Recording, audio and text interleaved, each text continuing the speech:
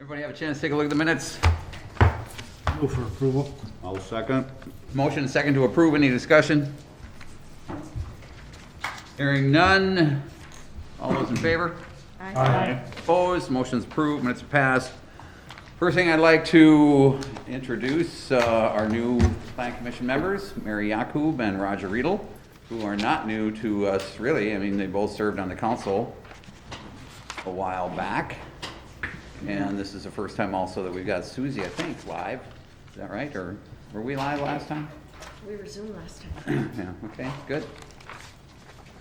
All right, well, welcome. It's great to have all of you here, and I know you're going to be able to hit the ground running. So, first thing we have is a public hearing on final development plans for Hudson Sports and Civic Center at 1820 Hanley Road, Hudson Hockey Association. This is a public hearing. This is an opportunity for anybody to weigh in on this subject. Do we have anybody on Zoom? We do have two individuals on Zoom.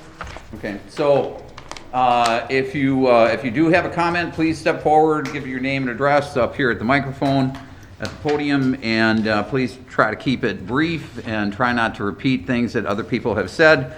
If you are on Zoom and you wanted to weigh in on this, you have a comment in the public hearing, if you would please, is it raise your hand, Emily, or? They can either unmute themselves or send a message.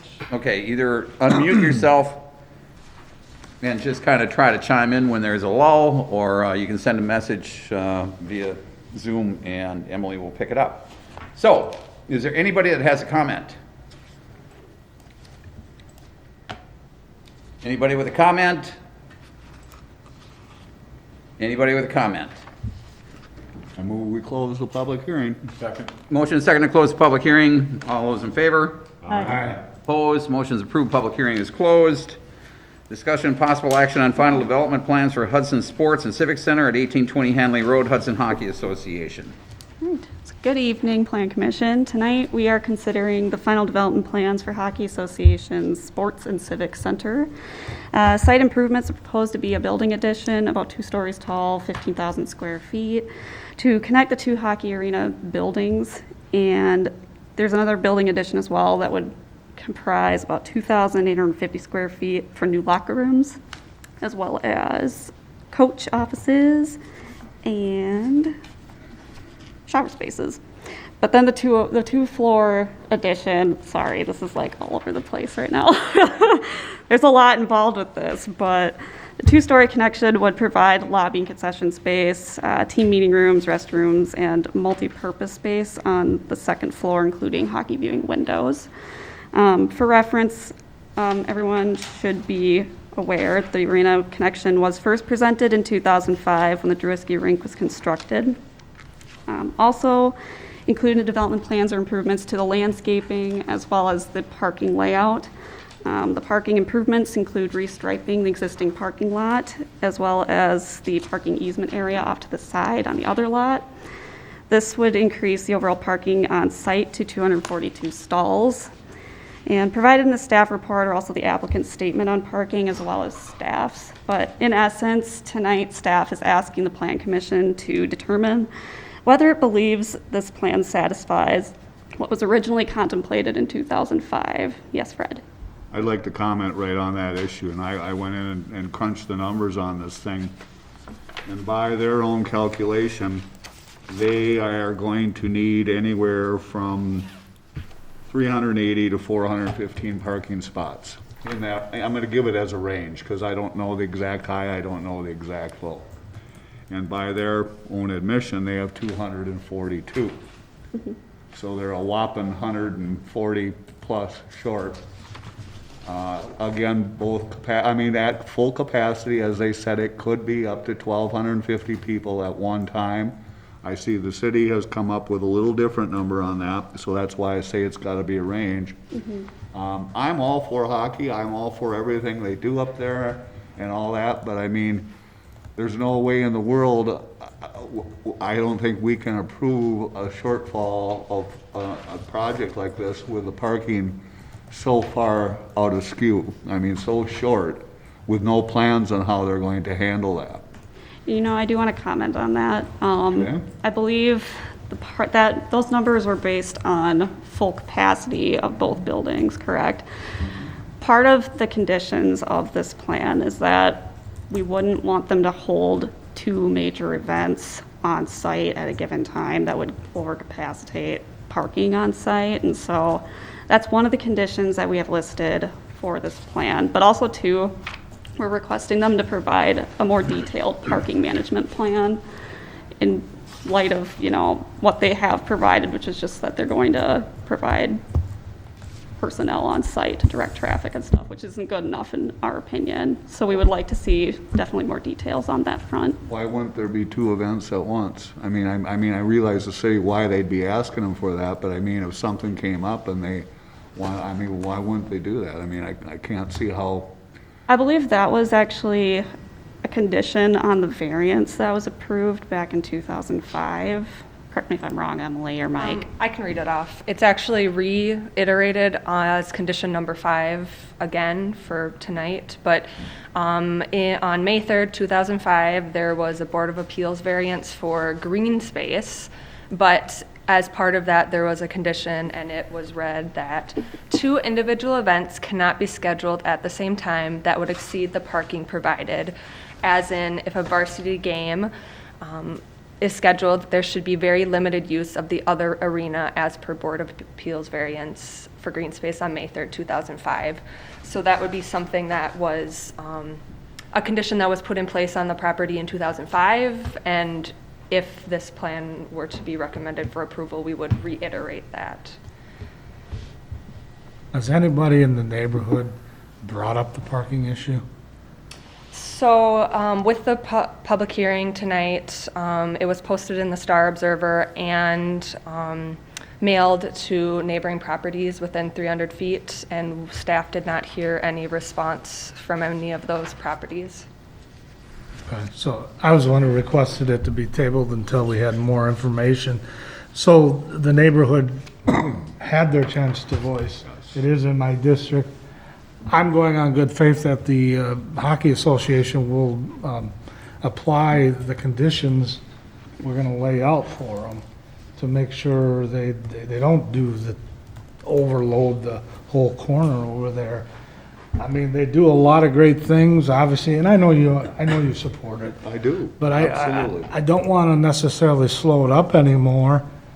But we could probably delay it again if that's something. But what are you going to ask for? What do you want to see? Well, I guess I want to see what would they do is if the parking exceeded the lot, or what they say they have, how would they handle the overflow, which I think you're asking for that too, or it's said in there. Yeah, the parking We management would like to plan. see a proposal as to other off-site places that they park in, if they're gonna be busing them there, or whatever it is. It'd be nice to have that laid out, so we said, here's the guarantee. I guess that's all I'm asking for, is show us you can do it, and I'm all for it.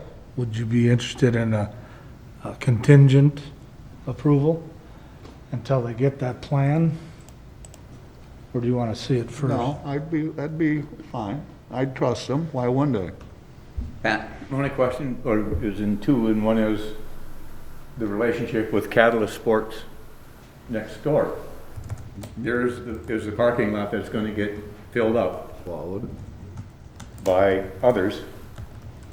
From what I've heard is that they have an agreement. Now, don't quote me on that, but That's good. I'm just saying I can see that. Without one, I can see Catalyst in here Huh? complaining, how did you let this happen? Our parking lot is full all the time. I can see neighbors complaining because the street is full all the time. Those issues do come up. And then the second part of my question is, how are we sitting with the ability for them to come back for a review if this turns into a problem? Can we put that kind of a stipulation in? Like a review Yeah, in that so it comes many. back in 3 years, and if it's been a problem, it gets addressed at that time. And then what do we do? Well, Tear down the connection? Right, right. so I know I'm coming in this late in the game, but I just think back to I think the Hockey Association, the largest event they have is the International Hockey. If that's even still going on with COVID, I don't even know if they're still, did that last year or not. I mean, we have the same problem with Hot Air Fair, we have the same problem when the football games are at EP Rock, we have the same I mean, there's always an issue with parking when it comes to events in Hudson, so I don't see why this, I mean, are they short on parking spots? Yes. How many times though have we approved something that had too many parking spots and we thought it was, useless, of our space, right? Like Well, the space that was used. Therein lies the issue. Other people have met those conditions. Some have paid payment in lieu of parking. There's whole other issues there that, to be fair to all the people that have conformed to the rules, how can you make an exception with what you're describing right now as exceptions? I think that's the downtown overlay district. Yeah, there's no up top, there was no payment of the parking on top, if I Well, I recall. hope, I meant what I said on my point, that, other people have conformed to what we've asked. Is there anybody here from the association? May I just answer one real quick question to Pat's comment? Over the years, I've been sitting in District 1 as a representative. I've not heard of one complaint from any activity at that rink. Oh, I'm not suggesting there is. Nope, but I'm just saying, because I would be the first to get those emails. But 100 cars have to go somewhere. Yep. Nope, That's and I don't that's all question I'm it. saying. But there have not been complaints, and I know it's been overloaded before. Step up, please. One of the questions I have, and I've been looking through the material here, and maybe I can't see that well anyway, but are you adding seating? Yes. So I'm Todd with Studio EA. We're the architects working on the project. Luke Steele from Hudson Hockey is here as well. So the plan in 2005, when the Juriski rink was added, went through a process, and there was a commitment from Hudson Hockey that the major events would only happen one major event in one rink, and they wouldn't have an event in both rinks at the same time.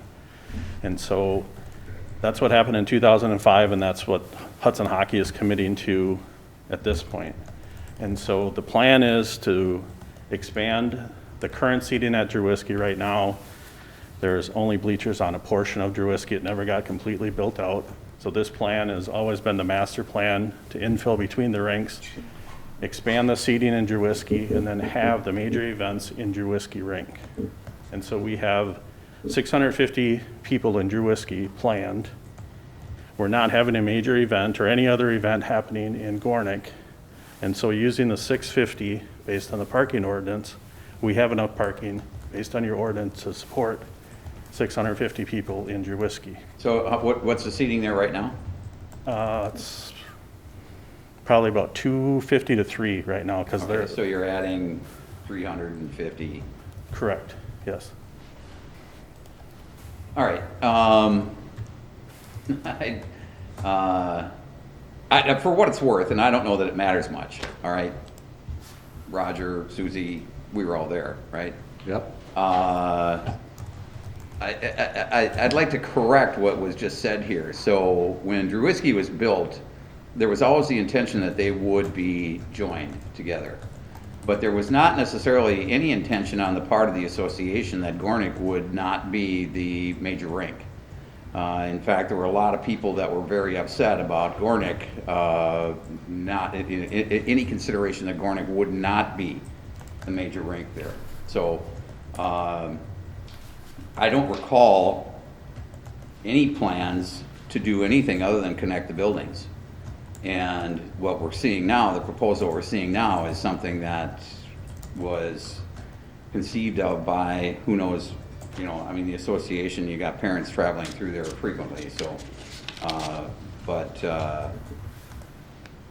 I hadn't heard anything of this magnitude until like 2 years ago when the consultant called us in to talk to us. And that was just as former board members of the Hockey Association. So if you guys can remember it any other way, I mean, we started the organization that actually started with the fundraising for what now is the Juriski Arena. So it's my understanding, and Luke or anyone else from Hudson Hockey could correct that. My understanding was that the plan was always to have the amount of seating that we're contemplating in Drewiski, because at some point, their bleachers were added partway down Drewiski, and then they put in some temporary team rooms in there with the idea that those would be removed and the seating would be expanded the rest of the way down Drewiski. Yeah, I'm not gonna contest that the seating was there was an intention to increase the seating, because I do remember that was pretty limited. Do you know the seating capacity of Gornick? I don't. You guys? Luke? Gornick says 380 in our documents, and it says 690 for the other one, All right, so. in our The, handouts. the thing here, when we get down to major event, and I think I read here that, we need to define what a major event is. To me, back when we were there, a major event was a tournament, a hockey tournament. And the hockey tournaments took up both rinks, oftentimes. Not always, but oftentimes they did. We had both rinks going at the same time. We had times where the junior leagues that were playing over there were playing in Drewiski while we had games going on over in Gornick. So I don't know if you consider those major events or not, but I would think so. So that's been going on for some time. So Luke maybe can speak to the tournament aspect of it. So I think the numbers will bear out that a high school event, a high school tournament event is a major event that would draw the most people for them. It's my understanding when they have a tournament, such as a junior or Mighty Meat or Mighty Mites tournament, that is, while that might be going on in both ranks, that does not draw students and other people to the rink. It's predominantly parents and grandparents. And so that is not really when we're going to have the most visitors at the rink in terms of capacity. It would really be during a high school event, a playoff game, or another high school event, and that, what Hudson Hockey is committed to, is for that to happen only in one rink, not have that any other activities or other games rather in the other rink at the same time. And that's historically how it's been. My children were playing high school hockey back in 2005 to 2010. They did a good job of whenever there was a high school varsity game, the other rink was just a practice for one of the association teams. Parking has been an issue there all the time. If parking out in the street, if you consider that an issue, it's been an issue for a long time. There's public parking out in the street on Hanley. There's no neighbors, whatever neuroatomizer is now known as. Those streets there, and it's not all the time. You have probably 2 varsity games a week, maybe 3. The boys back at that time tended to have a bigger draw than the girls' varsity games. And I think it was during the boys' varsity games, that's when you saw that the parking lot got full and then you were out in the street. So it's not like it's happening night after night after night. You're talking maybe 1 night a week, maybe 2 on a rare occasion. Is the twin, I'm sorry, Roger, you done? I'm done. What is Twin States or Tri-States? Do they still do their thing over there? I don't believe so. Well, the Chamber does a spring showcase, don't they do that there? They did. I don't know if they're still doing it there, but when we did that, there was overflow parking down in the business park there. They had overflow parking set up. So I'm looking at, the condition that's written here, and it seems that this condition could maybe be refined a little bit further. My experience of having 3 kids through the program, I think we, for that number of years that I was there, we always knew how many people were going to be there. I mean, you could predict. I think generally, based on who they're playing, you have a pretty good historical sense of what the capacity is going to be.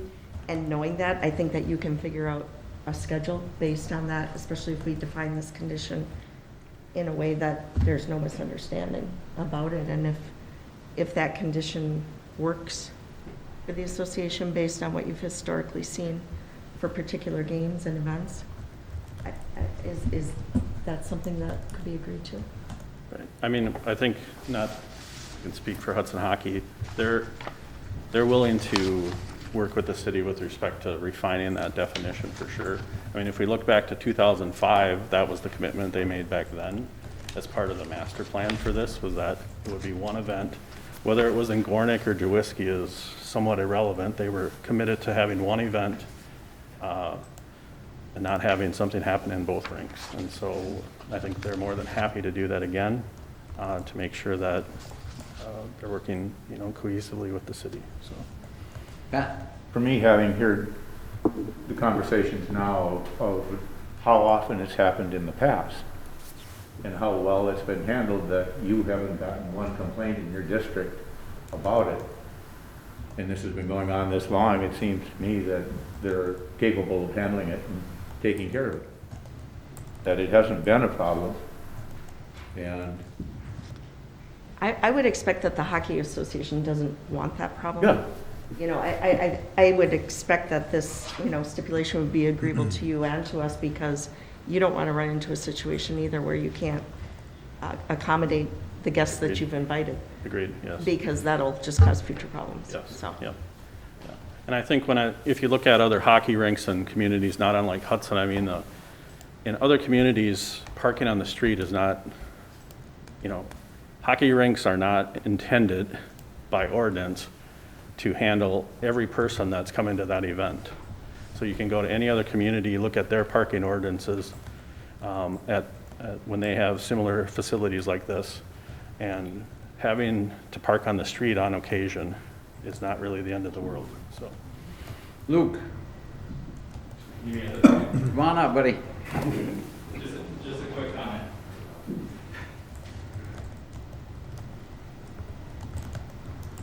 Just a quick comment.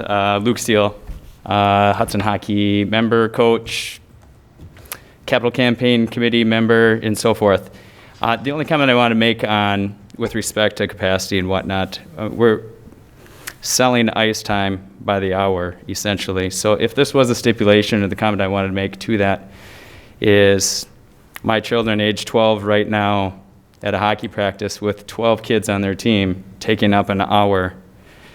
And to double that up with an event night, if it was to be a varsity game night on whatever rink A, and my son, a team of 12 players taking the other ice for that hour as well, I feel like it would be very doable to be able to accommodate the stipulation that's being addressed, as opposed to double booking, so to speak, events. And I guess without defining what an event is, I feel like it'd be very easy with 4 teams per level on average, 5 levels. We have plenty of teams to fill that extra ice on rink B when rink A has an event. I don't think that's going to be a problem to accommodate. We need to deal with it every day, every night during the season right now as it is. What's the biggest event that you anticipate over there? Is it a high school game, or is it something different? Yeah, I mean, shy of the potential events that this facility could bring to this community, which we haven't lived yet, that's understood as being a concern and have some parameters around that. But currently, yeah, a boys varsity game is where we see the parking lot full. How many people you turn away? I'm unable to answer that. I'm not certain. Ballpark, 300?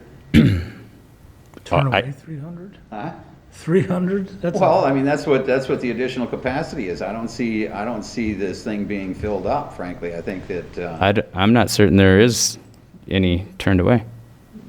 Okay, so we're talking about the biggest event right now that the arena sees is a boys hockey game, and we're not going to see all that many more people coming to a boys hockey game, even though we've added 350 seats, or what would be the difference between Druski and Gornick? Well, let me put it in perspective this way. So for the past, I'll say 5 years, as a casual parent at the arena, I don't think I've seen it at capacity. Okay. And so, but help me again, what is the difference in the number of seating between the proposed at Druski and what we currently have at Gornick? Sorry, so Gornick right now is 380, and that's seating. Yeah. And Drewiski would be 500 seating. And then we're saying the potential for 150 standing room only. Right. So So we're going from 380 to 500. from past experience, given that they've had tournaments there, with both rinks running, and you haven't filled the house yet in 5 years for the biggest event that you have, a boys hockey game. I don't understand where parking becomes an issue right now. It doesn't now that this has been explained. Yeah. On paper, it didn't say any of that, though. Yeah. I mean, not to be dumb or rude. No, I totally respect the question without that being known, for sure. Okay. Mary? Good. Good, everybody? Anybody else got questions for Luke, or anybody? I'll move to approve the recommendation based on the conditions outlined. Do we need any contingencies? And I'll second that with the contingencies. With what? What contingency, if any? With the ones that are already stated? With the city asked for contingencies, yes. Okay. Do we still feel those are necessary? Yeah. Okay. All right, we got a motion and a second. Any further discussion? All those in favor? Aye. Opposed? Motion's approved. Public hearing on conditional use permit, 3-year review for Canine Playtime LLC to operate a commercial dog kennel, dog daycare facility at 1400 Gateway Circle. Once again, this is a public hearing. We have anybody on We do have a handful of people on Zoom. I don't know if they're, here for this? Okay, so, again, if you have any comments, this is your opportunity right now to, just 1 second, please. This is your opportunity to speak up on this issue, and please keep your comments brief and try not to repeat things that other people have said.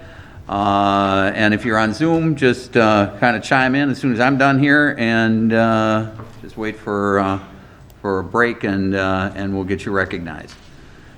Is there anybody that has a comment? Is there anybody that has a comment? Damon, did you have a comment? I'm sorry, I just joined the meeting. I'm a little late, so I'm really a little bit behind on this. Sorry. Okay, did you have a comment on the Canine Playtime conditional use permit? No. Okay. Is there anyone that would like to comment? I move to close the public hearing. Second? Motion is second to close the public hearing. All those in favor? Aye. Opposed? Motion's approved. Public hearing's closed. Discussion possible action on a conditional use permit, 3-year review for Canine Playtime LLC to operate a commercial dog kennel / dog daycare facility at 1400 Gateway Circle. Okay, so this is a 3-year review for Canine Playtime to operate a commercial dog kennel, dog daycare facility. The permit was originally issued in 2014 with reviews in 2015 and 2018. Staff has not received any comments from neighboring residents other than one email, which was included in your packets from Paula Welch, 1316 Carriage Drive, Unit B. So seeing that we didn't have any comments from residents over the last 3 years, staff recommends approval of the conditional use permit, again, without any scheduled reviews. And the applicants are here if you have any specific questions for them. I will so move with the stipulation that if we do hear something that is brought to our attention, but other than that, make it indefinite as far as review. Second. Motion is second. Discussion? Emily, Mike said that city account is muted, so everyone online can't hear. Got it. They can't hear us, or we can't hear them? He said they can't hear us. We can hear now. We're there. Okay. Thank you. Were you able to hear the the last item? Yeah, Okay, it just happened right before you started, before you opened the public hearing. got it. Okay. Mike, did you need me to, should I review the staff report again and the motion? It would be helpful. Okay, I can do that again. That'd be good, It thank was you. pretty brief. So this is the 3-year conditional use permit review for Canine Playtime. It was originally issued in 2014 with reviews in 2015, 2018. Staff has not received any comments from neighboring properties over the past 3 years. However, we did receive an email from Paula Welch, 1316 Carriage Drive, Unit B, and that is included in the Plan Commission packet. There was a motion by Jorg, seconded by Casanova, to approve the conditional use permit without scheduled review, understanding that a conditional use permit can be reviewed at any time if necessary, and with the listed conditions.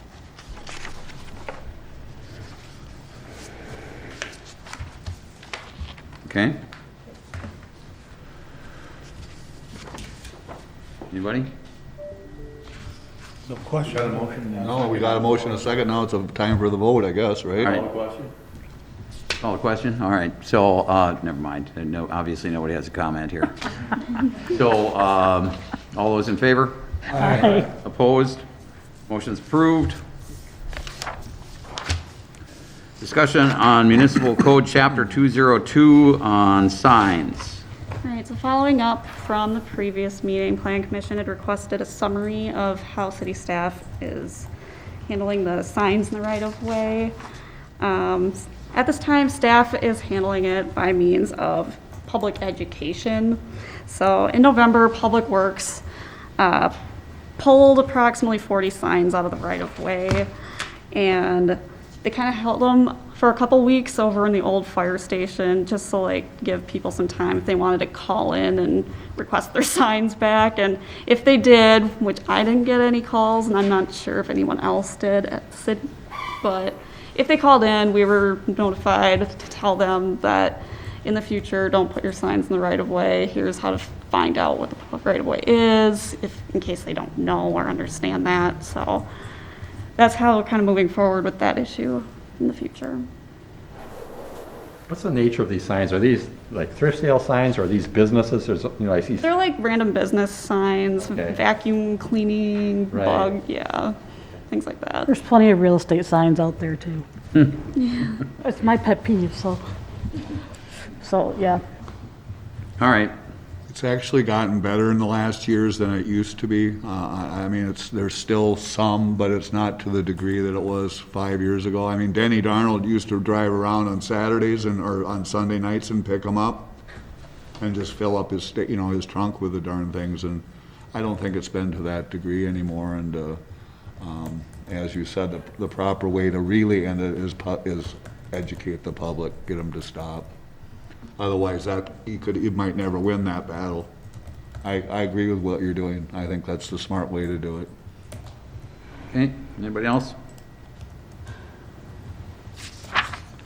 All right, discussion possible action on concept development plans for 2320 Jack Road Drive, Croy Valley Foods. Croy Valley Foods have applied for a warehouse facility at 2320 Jack Road Drive. This is in the East St. Croix Business Park. The proposal includes 5,500 square feet of production area, 6,000 square feet of warehouse area, and approximately 4,300 square feet of leased space, in addition to 2 offices, 2 loading docks, and 1 garage door on the facility. In addition to Plan Commission and Council review, these plans will be required to be reviewed by the St. Croix Business Park as well. Staff is recommending approval of the concept plans with the listed conditions. So moved. Second. Got a motion second to approve. Discussion? All those in favor? Aye. Opposed? Motion's approved. Discussion possible action on a certificate of compliance application and downtown design review for a seasonal accessory building at 426 Second Street, San Pedro's and Pedro del Este.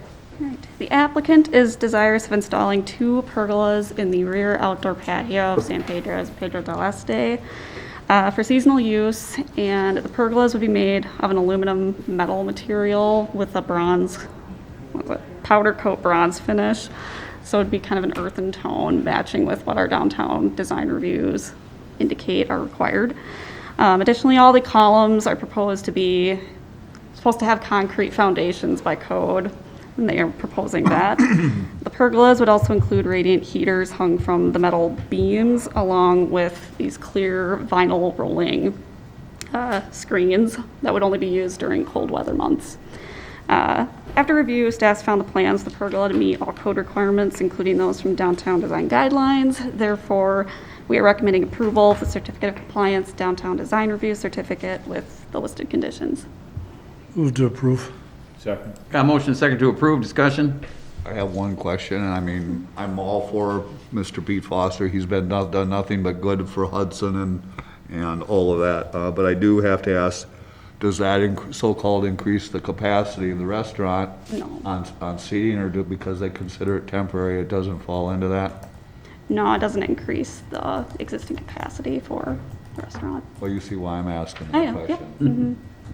So, okay, thank you. Anybody else? All those in favor? Aye. Opposed? Motion's approved. I've got nothing except for to wish everybody a Merry Christmas, Happy Holidays.